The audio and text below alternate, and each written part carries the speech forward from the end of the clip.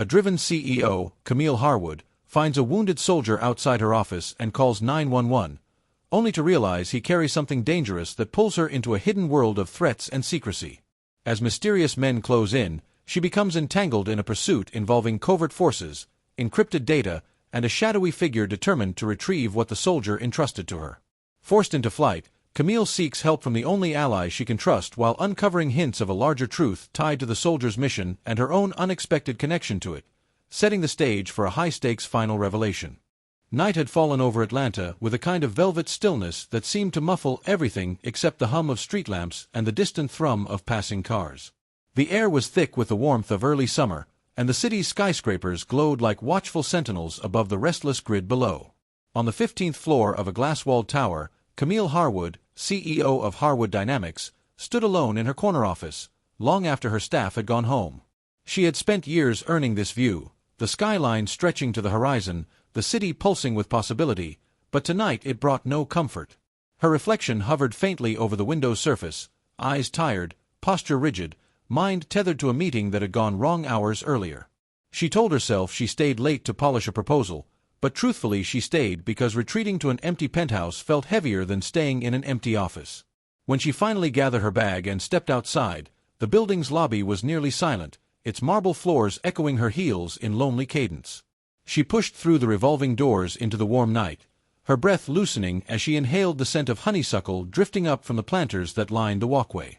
For a moment, the world seemed briefly gentle again, as though she had escaped the day's tensions.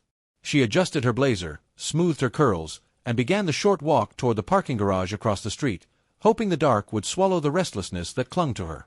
But halfway to her car, she stopped. A figure slumped at the far edge of the garage entrance. Not a shadow, not litter, but unmistakably a person. Camille's pulse jumped as she squinted into the gloom. The dim security light flickered above him, illuminating the camouflage uniform stretched across his body and the dark smear running down one of his sleeves. A soldier. A hurt one. He was lying on his side, breathing in shallow, uneven pulls that made his ribs twitch beneath the fabric. Her heart tightened at the sight, and without thinking, she hurried forward, heels clicking faster against the concrete. Hey! Can you hear me?" she called out, voice wavering between calm and concern. The man stirred slightly but didn't speak. Camille knelt beside him, ignoring the sharp bite of the cold pavement. Up close, she saw the grime pressed into his uniform, the exhaustion etched into the lines of his face, the tattoos peeking from under his sleeve. His eyes were squeezed shut as if holding on to consciousness by a thread. She reached for her phone with trembling fingers, instinct taking over. Whatever the story was, vet returning home, homelessness, injury, trauma, she wasn't going to leave him here to bleed alone in the dark. Her thumb hovered over the screen as she dialed 911. "There's a man, a soldier, outside the Harwood Tower garage," she said when the dispatcher answered. "He's injured, I think. I'm not sure what happened. He needs help immediately." Her voice cracked on the last word, surprising even herself. The dispatcher spoke calmly, asking questions, instructing her to stay with him, to keep him awake if possible, to check for visible wounds if she felt safe doing so. She nodded even though no one could see her, focusing on the soldier's shallow breaths to steady her own. But as she shifted closer, something in his posture changed. His hand, which had been pressed loosely against his thigh, curled inward. A soft metallic clink echoed faintly between them. Camille froze. The man's fingers tightened around something she hadn't noticed before, something small, heavy-looking, glinting briefly under the flickering security light. Not a phone. Not keys. Something else. Her breath hitched. "Sir," she whispered, barely audible. The dispatcher's voice continued faintly from the phone she now held suspended near her ear, but Camille could no longer hear the words. Her focus tunneled to the slight movement in the soldier's hand, the way his fingers closed around the object with instinctive protectiveness, the way his arm tensed as though guarding it even in semi-consciousness. She leaned in an inch, her pulse pounding. The soldier's eyelids fluttered, and for the first time, he met her eyes. There was panic in his stare, not wild panic, but something deeper, more desperate, as if he needed her to understand something he was too weak to say. His lips parted, forming the beginning of a word or a warning. And then she saw it clearly, the object in his hand. The small, cold shape half hidden by his trembling fingers. Her breath stalled in her throat. The dispatcher repeated her name, asking if she was still there, if she felt safe. But Camille didn't answer. She couldn't. The world narrowed to a pinpoint, the air thickening around her as she processed what she was seeing, what she had missed in her initial rush to help. And suddenly everything about the moment, the solitude of the garage, the soldier's strained breathing, the metallic clink, rearranged itself into a new, more ominous configuration. When she finally exhaled, it came out fragmented, trembling. Because in the soldier's hand, clutched with the last strength he seemed to possess, was something that changed everything. Something that didn't belong in a wounded man's grasp, something that made the night feel suddenly, perilously sharp. She had called for help. But now, staring at what the soldier held, Camille wasn't sure whether help was coming soon enough, or whether she had just stepped into something far more dangerous than she could have imagined. Camille remained crouched beside the soldier, her breath snagging in the narrowing space between fear and responsibility. The object in his trembling hand, now fully visible beneath the flickering security light, was a small military-grade data drive, black, dented, and marked with a coded label she couldn't decipher. It wasn't a weapon, yet its presence radiated a different kind of danger, one born not from violence but from whatever truth it guarded. Her fingers tightened around her phone as the dispatcher repeated her name, urging her to confirm her safety. Camille forced herself to answer, though her voice wavered. She said she was fine, but the lie tasted metallic. The soldier's eyes fluttered again, this time holding a pleading clarity that pierced straight through her uncertainty, as if he needed her to protect the drive as desperately as he needed medical help. She reached toward him slowly, palms open, showing she meant no harm. The soldier's fingers loosened, not in surrender but in exhaustion.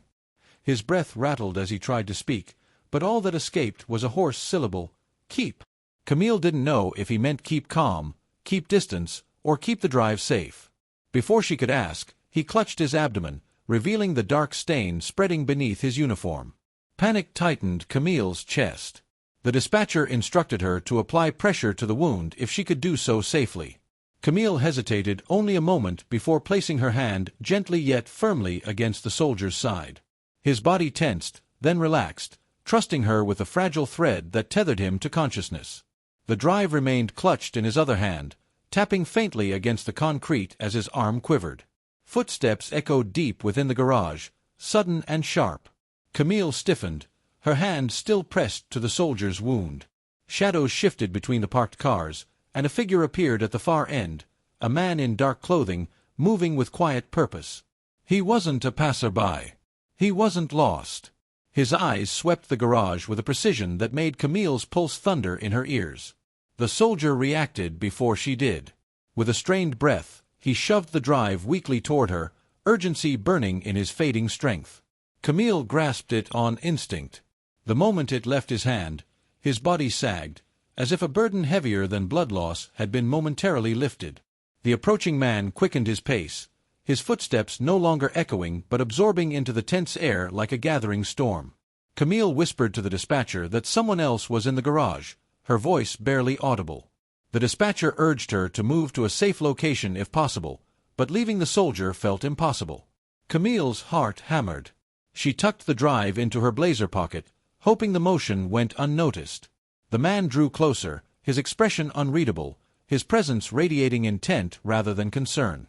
He stopped several feet from her, hands visible, posture deceptively calm.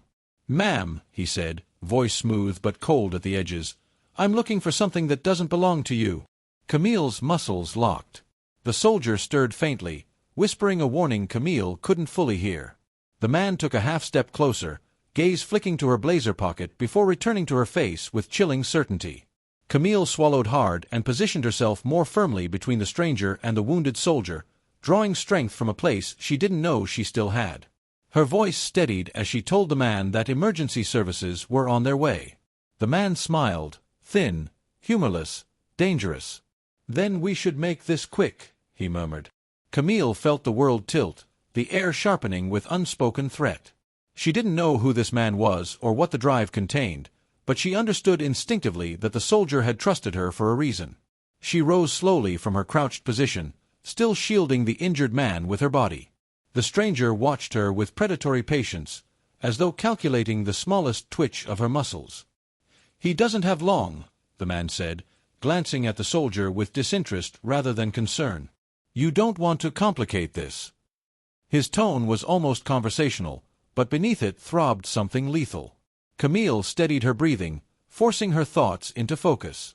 She mentally traced the path to the nearest exit, every shadow, every possible escape route. Yet she knew she couldn't outrun a man who moved like a trained predator. Then faintly, the wail of approaching sirens reached her, distant but unmistakable. Hope and fear collided in her chest. The man's jaw tightened, his calm cracking for the first time. He stepped closer, voice dropping to a hiss. "Give me the drive, and I walk away. Refuse, and whatever happens next is on you." Camille's heartbeat roared in her ears, but something steadier rose beneath the panic, a clarity anchored in the soldier's desperate whisper, in the weight of the drive against her chest. She didn't know what truth this small device held, but she felt the gravity of it, the danger intertwined with its secrets. She took a single step back, her stance widening, her voice low but resolute as she told the man she couldn't give him anything. The man's expression hardened, the last veneer of civility peeling away. For a heartbeat, the garage was carved from silence. Then he moved, swift, purposeful, closing the distance with predatory intent. Camille braced herself, though she had no weapon, no protection beyond courage she hadn't realized she possessed. The soldier's weak voice rasped a warning, and the sirens grew louder, threading hope through the rising danger. Camille lifted her chin, meeting the stranger's shadowed gaze without flinching. Something unspoken passed between them, an understanding that neither would yield. The man's hand twitched toward his jacket, but before he could act, the glare of approaching headlights flooded the garage entrance. Tires screeched. Shouts echoed. The man froze, calculation flashing across his face, then spun sharply, disappearing into the maze of cars just as the first responders rushed in. Camille exhaled slowly.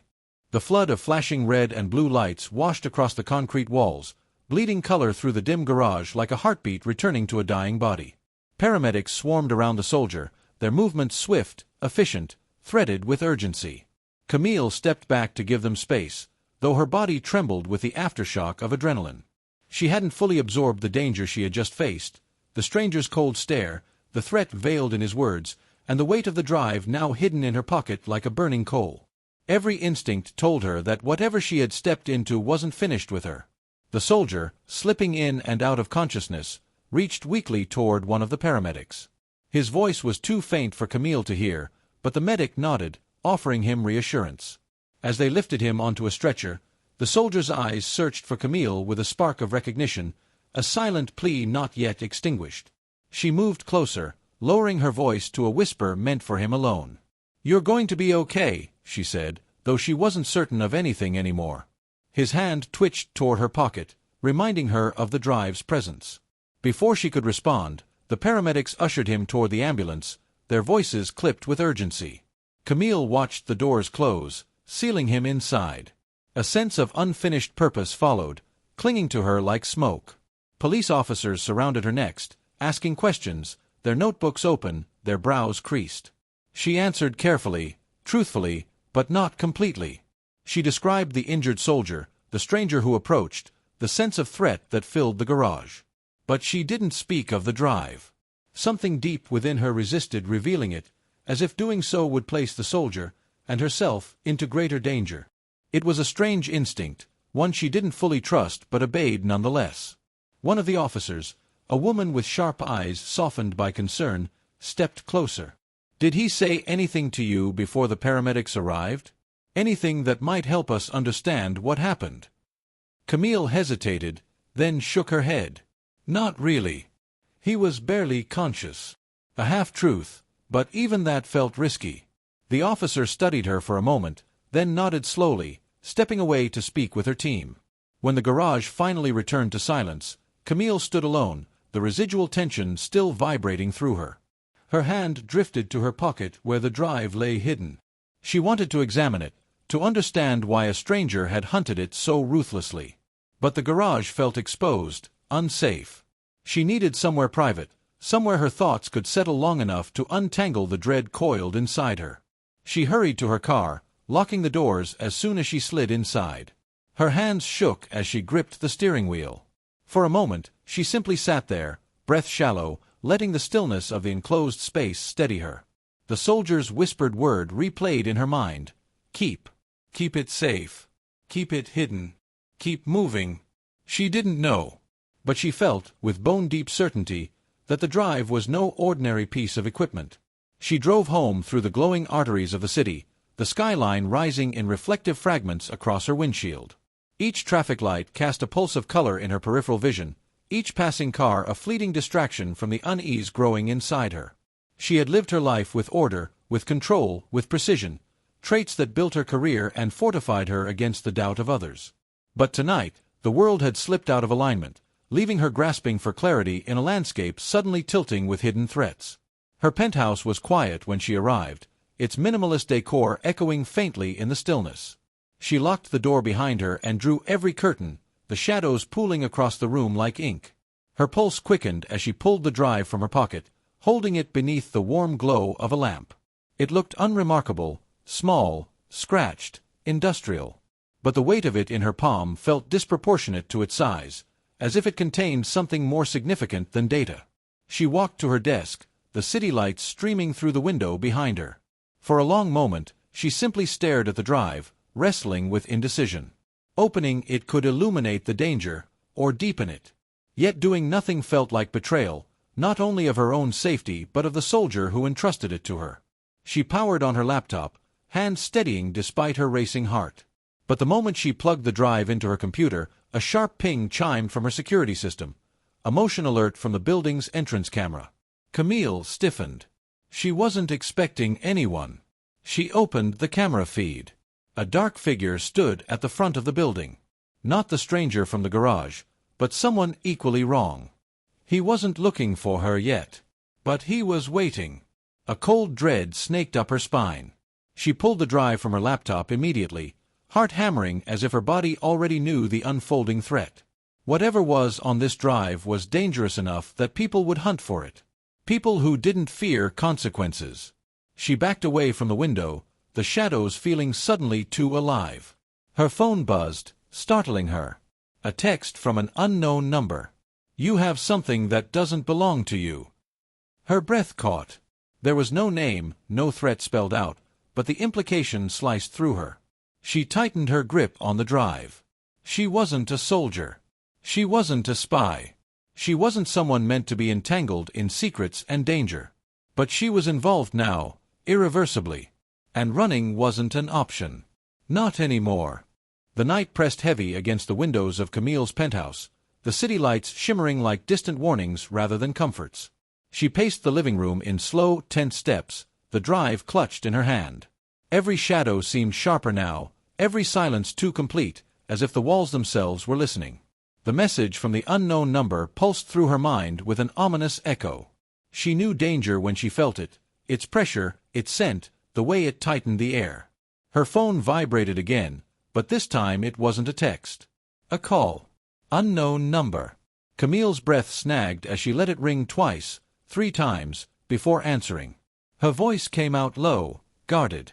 "Who is this?" A pause. Then a man's voice, smooth, measured. "You know what I'm calling about." Her heartbeat thudded in her ears. "I don't know what you're talking about." Another pause, this one colder. "You're holding something dangerous. Something that belongs to me." The phrasing struck her, the same tone as the man in the garage, but not the same voice. This one carried authority, calculation. The kind of voice she'd heard in boardrooms and political circles. Someone who expected obedience. Camille steadied herself. "The police are involved. If you're looking for trouble, you're too late." A soft laugh, humorless. "The police won't understand what you have.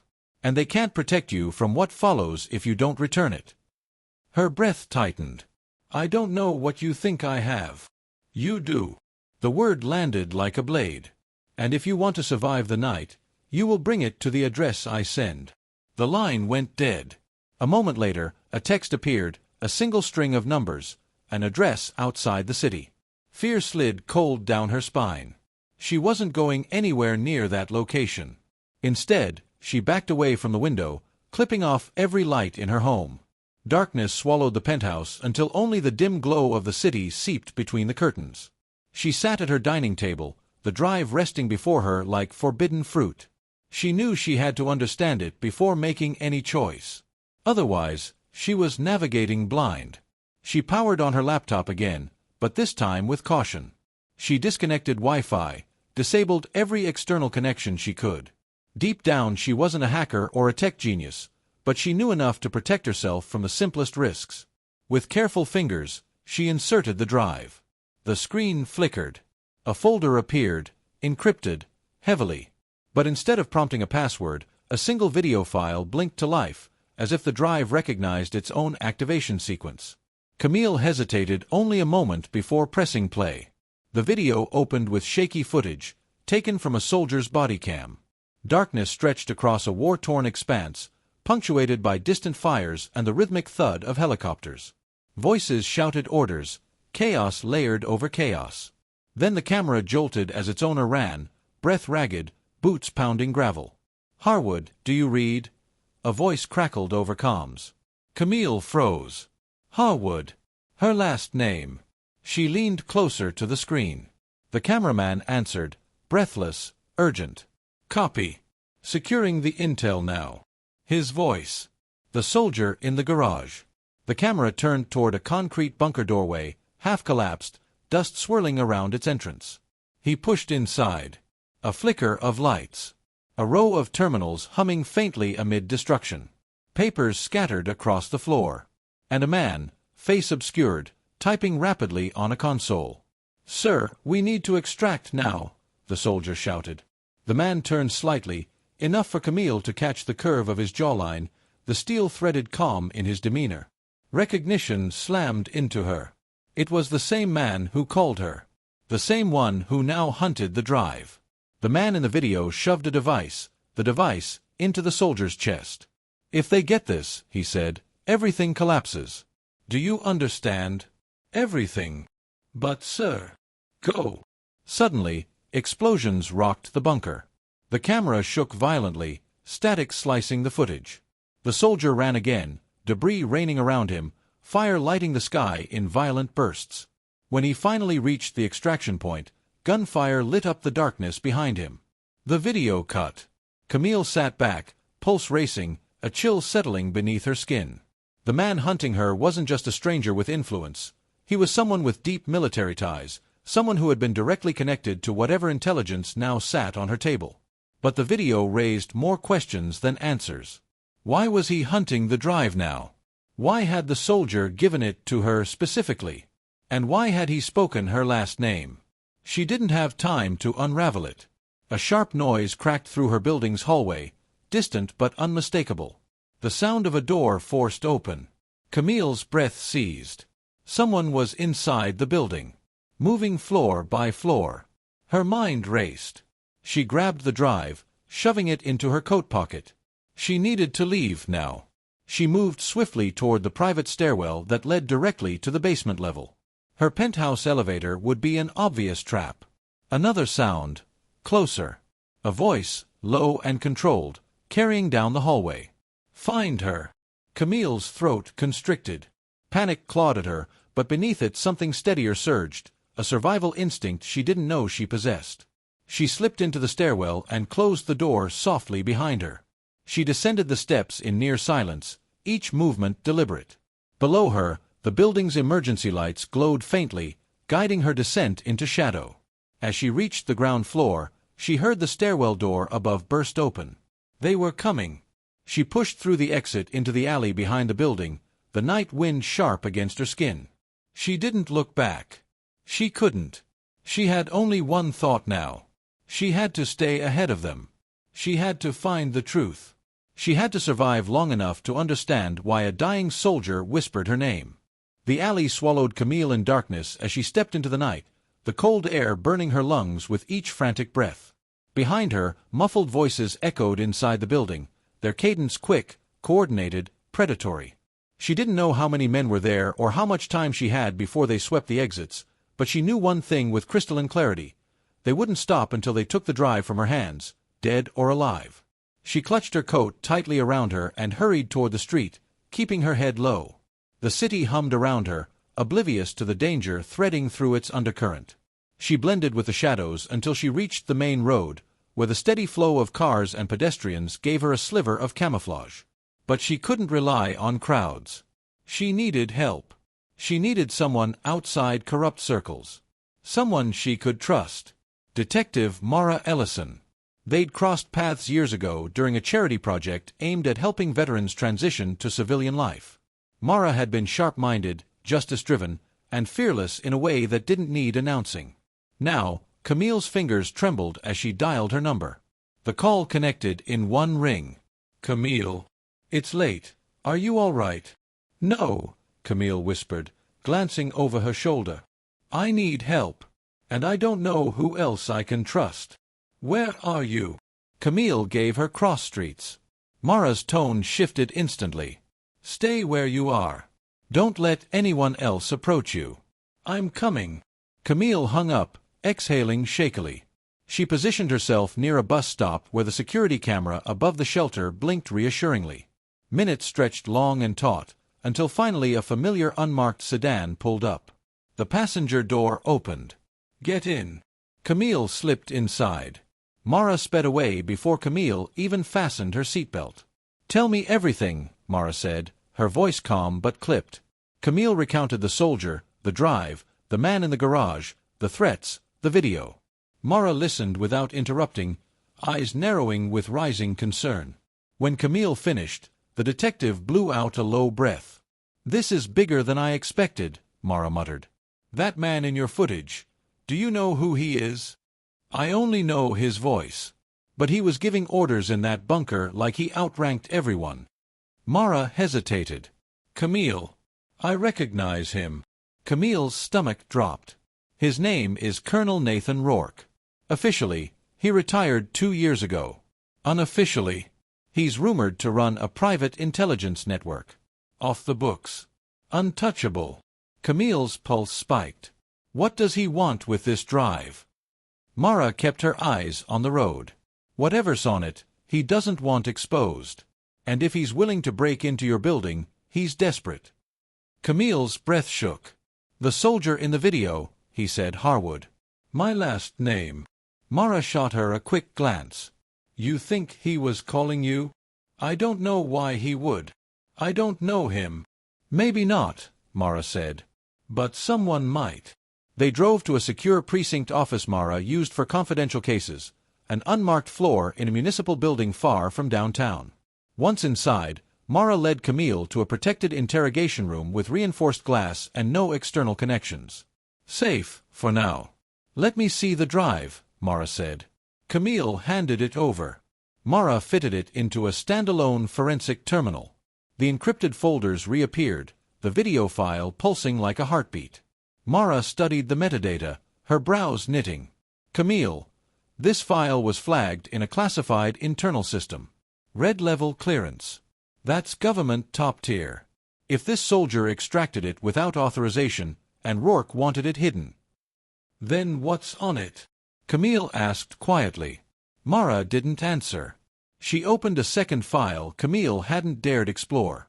A document unfolded across the screen, rows of names, dates, coded territories, financial ledgers, and mission tags. At the top, Project Sentinel, Unauthorized Operations Log. Camille's breath caught. Mara leaned closer. "These are covert missions, but not sanctioned ones. Rourke's running black site operations. Unapproved. Illegal. Some of these missions, Camille, they were never meant to see daylight." Camille stared at the list, each entry a fracture in the world she thought she understood. "And the soldier, he tried to expose this." "He probably stole the intel to bring it to someone he trusted," Mara said. "Someone who could shine light on it without being compromised." She turned to Camille. "Someone with influence. Someone with reach." Camille blinked. "Me? But I'm not." "You're a CEO with a national foundation supporting veterans," Mara said. "You're on federal advisory boards. You have congressional connections. He didn't choose you on accident." The realization sank deep, unsettling and heavy. The soldier had known her name, not as a coincidence, but as a deliberate choice. A sudden bang echoed in the hallway. Mara's eyes widened. They found us. The lights flickered. Boots thundered outside the room. Mara grabbed Camille's arm and pulled her toward the back exit. We need to move. Now. They sprinted down a narrow hall, alarms blaring as emergency lights bathed the walls in red. Shots rang behind them.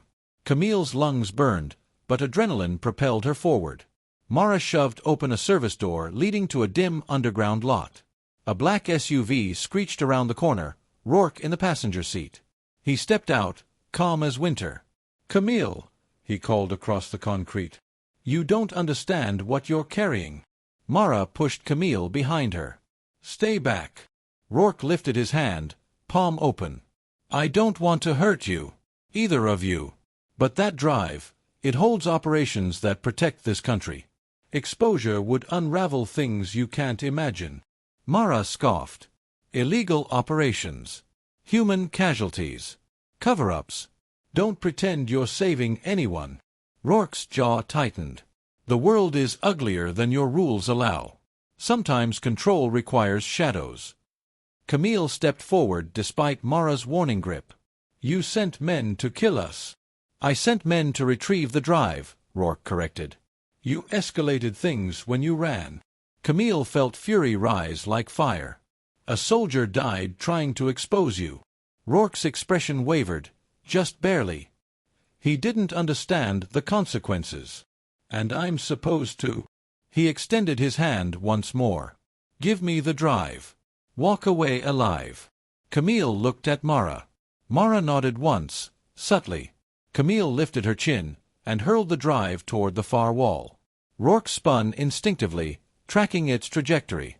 In that instant, Mara yanked Camille toward the stairwell, slamming the emergency door behind them. Gunfire erupted outside. They ran upward until daylight streamed from an exit onto the street. Sirens wailed in the distance. A helicopter thundered overhead. The world blurred into chaos as they spilled onto the sidewalk, but they were alive. Behind them, Rourke and his men fled as law enforcement vans swarmed the lot. Mara gasped for breath. "You bought us time." Camille steadied herself. "Is it enough?" Mara exhaled. "What you exposed tonight. It won't disappear." Camille looked toward the brightening horizon. The soldier had trusted her, and she had carried his truth into the light.